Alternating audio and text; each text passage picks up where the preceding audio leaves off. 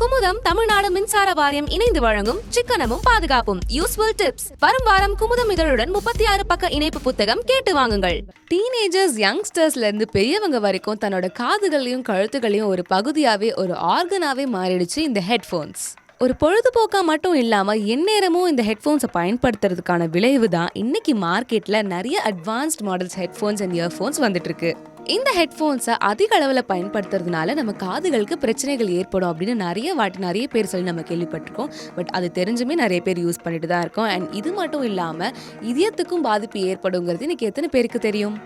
எந்நேரமும் ஹெட்ஃபோன்ஸ் பயன்படுத்துறது மட்டும் இல்லாமல் இதில் அதிகம் வால்யூம் வச்சு கேட்குறதும் இன்னைக்கு வழக்கமாயிடுச்சு. தன்னை சுற்றி இருக்கிற உலகத்தையே மறந்துட்டு தான் தனி உலகத்தில் இருப்பது போல் கற்பனை பண்ணிக்கிட்டு அதிகமான வால்யூம் வச்சு தான் இந்த ஹெட்ஃபோன்ஸை பயன்படுத்துகிறாங்க. ஸோ இதனால நம்ம இதயத்திற்கு நிறைய பாதிப்புகள் ஏற்படும் அப்படிங்கிறது தான் நிதர்சனமான உண்மை. இதை தொடர்ச்சியாக பயன்படுத்துறதுனால இதுல இருந்து வர எலக்ட்ரோ மேக்னெட்டிக் வேவ்ஸ் மூலமா நமக்கு தலைவலி பிரச்சனைகள் அதிகமாகும் அப்படின்னு சொல்றாங்க. காலையில இருந்து இரவு வரைக்கும் 24 மணி நேரமும் இதை பயன்படுத்துறதுனால காதுல இருக்க ஜவ்வுகள் பாதிப்படைகிறது. இதுவும் நிறைய பேருக்கு தெரியும். அண்ட் இது மட்டும் இல்லாம காது கேட்கிற திறன் கூட கொஞ்சம் கொஞ்சமா குறையும்னு சொல்றாங்க. இதுல இத்தகைய பாதிப்பு இருக்கிறதுனால இதை எப்படி யூஸ் பண்ணணும் அப்படிங்கிற நெறிமுறைகளை பொது சுகாதாரத்துறை வெளியிட்டிருக்காங்க. நம்ம மொபைல் ஃபோன் யூஸ் பண்ணாலோ இல்லை இயர்ஃபோன்ஸ் யூஸ் பண்ணாலோ நம்ம காது பாதிப்படைவதற்கு நிறைய சான்ஸ் இருக்குது. ஸோ மெயினாக என்ன சொல்ல வரோம் அப்படின்னா, ஒரு இயர்ஃபோன்ஸ் யூஸ் பண்ணுறோம் அப்படின்னா பக்கத்தில் இருக்கிறவங்களுக்கு கேட்கக்கூடாது. அந்த அளவுக்கு வால்யூம் ரொம்ப கம்மியாக யூஸ் பண்ணணும். ஸோ 2 முக்கியமான விஷயங்கள் இதில் வால்யூம் கம்மியாக யூஸ் பண்ணுறதும் எவ்வளோ நேரம் நம்ம யூஸ் பண்ணுறோங்கிறதும் ரொம்ப முக்கியம்.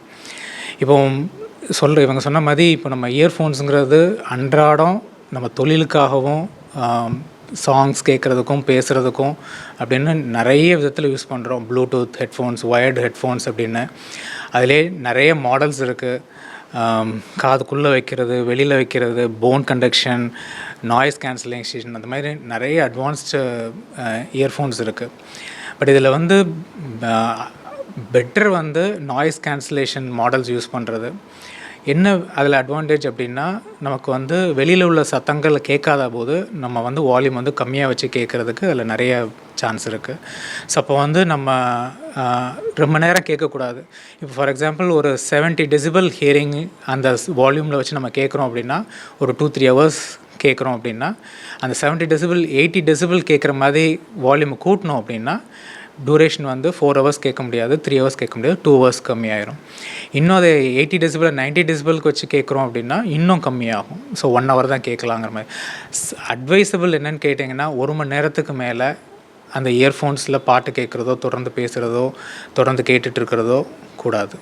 இன்னைக்கு இருக்கிற யங்ஸ்டர்ஸ் இந்த ஹெட்ஃபோன்ஸையோ இயர்ஃபோன்ஸையோ அதிகமாக பயன்படுத்துறதுனால சமீபத்தில் பண்ண ரிசர்ச்சுகளின் படி நீண்ட நேரம் அதிக அளவில் இந்த ஹெட்ஃபோன்ஸை பயன்படுத்துறதுனால திரும்ப பெற முடியாத செவித்திறன் இழப்பு ஏற்படலாம் அப்படின்னு சொல்றாங்க. டீனேஜர்ஸ், யங்ஸ்டர்ஸ் இல்லை பெரியவங்கன்னு மட்டும் இல்லாமல் இன்னைக்கு நிறைய குழந்தைங்களும் இன்டர்நெட்டில் கேம்ஸ் விளையாடுறதும் வீடியோஸ் பார்க்கறதுமா இருக்காங்க. இவங்களுக்கும் இந்த செவித்திறன் குறையும் பிரச்சனை ஏற்படும் அப்படின்னு சொல்கிறாங்க.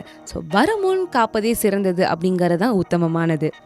ஸோ வரதுக்கு முன்னாடி நம்ம கேர் எடுத்துக்கிறதுக்கு நிறைய யூஸ்ஃபுல்லான டிப்ஸ் இருக்குது. அது என்னன்னு இப்போ பார்க்கலாம். முதல் விஷயம், நான் அதிக வால்யூம்லாம் வச்சு கேட்கறது இல்லை, கம்மியான வால்யூம் வச்சு தான் கேட்குறேன் அப்படின்னு சொல்கிறவங்க கூட அதிக நேரம் இந்த இயர்ஃபோன்ஸையோ ஹெட்ஃபோன்ஸையோ பயன்படுத்தாமல் இருக்கிறது நல்லது. ஏன்னா இதை அதிக நேரம் நீங்கள் பயன்படுத்துறதுனால சுத்தமாக உங்களுக்கு காதே கேட்காத நிலைமை கூட ஏற்பட வாய்ப்பு இருக்குது. 60லேருந்து 70 டெசிபல் 1 மணி நேரம், இதுதான் நமக்கு லிமிட். இதை தாண்ட டூரேஷன் கம்மியாக வச்சுக்கணுமே தவிர கூட்டக்கூடாது. இதுக்கு மேலே கூட நம்ம காது பாதிப்பாகிறதுக்கு நிறைய சான்ஸ் இருக்குது. பாதிப்புங்கிறது நரம்பு பாதிக்கலாம், இயர் ட்ரம் பாதிக்கலாம். அப்படி பாதிச்சதுன்னா இது எல்லாமே பெர்மனன்ட் டேமேஜ் ஆகும். நமக்கு திருப்பி அது கிடைக்கணும்னு நினச்சி நீங்கள் வேணுன்னா கூட கிடைக்காது ஹியரிங். இன்னொரு முக்கியமான விஷயம் நிறைய பேர் நாங்கள் பார்க்குறோம், ரோட்டில் போகையில் காதில் மாட்டிட்டு பேசிகிட்டே போகிறது, வண்டி ஓட்டையில் காதில் மாட்டிட்டு இயர்ஃபோன் மாட்டிட்டு பேசிகிட்டே போகிறது, பாட்டு கேட்டுகிட்டே போகிறது. அது இப்போ ஒரு ரொட்டீன் பழக்கம் மாதிரி ஆயிடுச்சு. அதனால் நிறைய ஆக்சிடெண்ட்ஸ் நடக்குது. பின்னாடி ஹார்ன் அடிக்கிறது கூட தெரியாமல் காது கேட்டுட்டு ரோடை கிராஸ் பண்ணுறாங்க, ஃபோனை பேசிகிட்டே கிராஸ் பண்ண, அந்த மாதிரி ஆக்சிடெண்ட்ஸும் நிறைய ரோட்டில் ஆகிறதையும் நாங்கள் பார்க்குறோம். அடுத்த விஷயம் என்னன்னா, தினமும் யூஸ் பண்ற இந்த ஹெட்ஃபோன்ஸை 2 மணி நேரத்துக்கு மேல பயன்படுத்தக்கூடாது. இது 2 மணி நேரம் பயன்படுத்தும் போதும் ஒரே ஸ்ட்ரெச்ல யூஸ் பண்ணாம கேப் விட்டு விட்டு பயன்படுத்தினாதான் நம்ம காதுகளுக்கு நல்லது. ரொம்ப கம்மியான வால்யூம்ல அதிக இரைச்சல்களை குறைக்கக்கூடிய அளவுக்கான ஹெட்ஃபோன்ஸை பார்த்து வாங்கி யூஸ் பண்ணணும். இப்ப சொல்ல போறது ரொம்பவே முக்கியமான விஷயம். குழந்தைங்க அதிகமா மொபைல் அண்ட் டிவி பார்க்கறது அதிகமாவே ஆயிடுச்சு. ஸோ இதனால அவங்களோட மூளை வளர்ச்சி தாமதமாகும், மற்றவங்களோட இந்த பழகிற விதங்கள் அது எல்லாமே மாறும் அப்படின்னு சொல்றாங்க. இதுக்கு வீட்டில் இருக்க பெரியவங்களாம் ஒரு முன்னுதாரணமா இருந்து குழந்தைங்களுக்கு சொல்லிக் கொடுக்கணும். குழந்தைங்க ஆன்லைன் கேம்ஸை விளையாடுறத தவிர்க்கிறது மூலமா அவங்களோட காதை அதிக சத்தத்திலேருந்து நம்ம பாதுகாக்க முடியும். ஸோ நம்பர் 1 வந்து ஹெட்ஃபோன், இயர்ஃபோன் எது யூஸ் பண்ணாலும் வெளியில் மாட்டுற மாதிரி மாடலோ நாய்ஸ் கேன்சலேஷன் டைப்பான இயர்ஃபோன்ஸ் யூஸ் பண்ணுறது பெட்டர். அதுலேயும் வால்யூம் ரொம்ப கம்மியாகவும் நேரம் வந்து மிக குறைவான நேரத்தில் நம்ம பாட்டு கேட்டோன்னா நம்ம காதை ரொம்ப நாளைக்கு கேட்கலாம். 2வது அது சுத்தமாக வச்சுக்கிறது. நம்ம அதை அங்கங்கே போட்டுட்டு திருப்பி காதில் எடுத்து வச்சுக்கிறோம். ஸோ அந்த மாதிரி கண்ணில் வைப்போமான்னு பார்த்தீங்கன்னா மாட்டோம். ஸோ அந்த மாதிரி காதில் வைக்கிறது ரொம்ப கேர்ஃபுல்லாக பார்த்துக்கணும். அதே நல்லா சுத்தமாக தொடச்சி வச்சு மெயின்டைன் பண்ணிக்கணும். அப்படி இல்லைன்னா காதுலேயும் இன்ஃபெக்ஷன் வரதுக்கு சான்ஸ் இருக்குது. 3வது ரொம்ப லவுட் நாய்ஸ் இருக்கிற இடத்த அவாய்ட் பண்ணுறது. அப்படி போக வேண்டிய சிச்சுவேஷன் இருந்தாலும் நேரத்தை நம்ம அதோட எக்ஸ்போஷர் டயத்தை ரொம்ப கம்மி பண்ணிக்கிறது. ஃபார் எக்ஸாம்பிள் ஒரு கோயிலுக்கு போகிறோம், ரொம்ப சத்தமாக இருக்குது, இல்லை ஒரு தேட்டருக்கு போகிறோம், ஒரு மியூசிக் ஷோ போகிறோம், ரொம்ப வால்யூம் அதிகமாக இருக்குதுன்னா அதை நேரத்தை கம்மி பண்ணுறதும் ரொம்ப முக்கியம். சோஷியல் மீடியாவில் ஸ்பெண்ட் பண்ணுற டைமை கம்மி பண்ணிட்டு வீட்டில் இருக்கவங்களோட கலந்து உரையாடுறதுக்கு அந்த நேரத்தை அதிகப்படுத்தணும். பொது இடங்களையும் ஒரு ஃபங்க்ஷன்ஸோ இல்லை ஈவெண்ட்ஸோ நடக்கும்போது கூட அங்கே இருக்க ஸ்பீக்கர்ஸில் இருக்க வால்யூம் 100 டெசிமல் அளவுக்கு தான் இருக்கணும். அதுக்கு மேலே இல்லாமல் பார்த்துக்கிறது ரொம்ப நல்லது. இது எல்லாத்தையும் தாண்டி நம்ம இயர் செக்அப், காது கேட்கும் திறன் பரிசோதனைகளை செய்வதன் மூலம் முன்னாடியே நமக்கு என்ன பிரச்சனை இருக்குன்னு தெரிஞ்சு முன்னாடியே நம்ம காப்பாற்றிக்கலாம். கண்டிப்பாக காது கேட்கல அப்படின்னாலே அவங்களுக்கு வந்து ஒரு டிப்ரெஷனும் ஒரு சோஷியல் வித்ட்ராலும் வந்துடும். ஏன்னா இப்போ நீங்கள் காது கேட்கல, இப்போ எனக்கு காது கேட்கல அப்படின்னா நான் உங்ககிட்ட பேசுறதுக்கு நான் 2 தடவை யோசிப்பேன். ஏன்னா நான் ஒரு கேள்வி கேட்டேன்னா நீங்கள் அதுக்கு பதில் சொன்னீங்கன்னா அது எனக்கு சரியாக புரியாதான்னு ஒரு டவுட் வரும். அப்போ நான் கேள்வி கேட்குறதே நான் அவாய்ட் பண்ணிடுவேன்.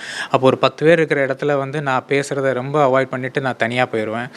அந்த மாதிரி நான் மட்டும் இல்லை, இந்த ஏஜில் இருக்கிறவங்கன்னு இல்லை, குழந்தைங்கள்லேருந்து எல்லாருக்குமே ஒரு வித்ட்ராவலும் மென்டல் ஒரு ஸ்ட்ரெஸ்ஸும் வரதுக்கு நிறைய வாய்ப்பு இருக்குது. இந்த காது கேட்கிற திறன் முற்றிலும் பாதிக்கப்படும் போது அதுக்கு யூஸ் பண்ற கருவிகள், அதாவது ஹியரிங் எய்ட்ஸ் அப்படிங்கிற விஷயங்களை பயன்படுத்தினாலும் கூட நமக்கு பயன் இல்லாம போகிறதுக்கான வாய்ப்புகள் நிறையவே இருக்கு. இது மட்டும் இல்லாம காது இரைச்சல்கள் போன்ற பிரச்சனை சிறு வயதிலேயே நமக்கு வந்துட்டா இது பெரிய மன பாதிப்பையும் ஏற்படுத்தும் அப்படிங்கிறது தான் உண்மையான விஷயம். நம்ம பொது சுகாதாரத்துறை சொன்ன இந்த டிப்பெல்லாம் ஃபாலோ பண்ணி நம்மளோட இயர்ஸை நம்ம பாதுகாத்துக்கலாம். குமுதம் தமிழ்நாடு மின்சார வாரியம் இணைந்து வழங்கும் சிக்கனமும் பாதுகாப்பும் யூஸ்ஃபுல் டிப்ஸ். வரும் வாரம் குமுதம் இதழுடன் 36 பக்க இணைப்பு புத்தகம் கேட்டு வாங்குங்கள்.